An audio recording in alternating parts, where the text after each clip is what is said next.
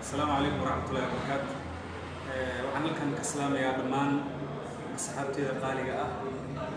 waxaan leeyahay Ramadaan Kariim. waxaan ku sii dhawaaneynaa gabagabada bisha barakeysan ee Ramadaan.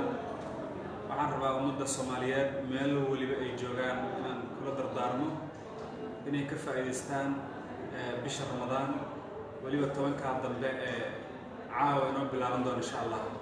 وأنا كجف أيديسنا سيدي يعني أنا سو جيد له هبينك يودل وصلاة دي أنا أتكلم لهاي ولو لقي عدد كأنت هذا بدينا نكف أيديسنا أبينا ذا قدام بشهر رمضان ويكون مشغول سيئين دا وشذا أفلام مسلسلات كي حواها لمتك حلايا كف أيديسنا بشهر رمضان حلايا با يعني إن عمري جاء وننقارن رمضان كله إنه نفوس الله بنا ليابا الله ياي كفائدستا waxaa ku jira habeen qaali ah habeenkaasoo lagu tilmaamay cibaadada qofkii habeenka Ilaahay uu waafajiyo cibaadadeeda in uu la egyahay yani 84 sano iyo dhowr bilood sida lagu tilmaamo culimada ay noo sheegeen marka waxaan leeyahay kafaaidesta oo yeen in seegin hada ma santiin walaalkiin Ali Maxamed Jaalle.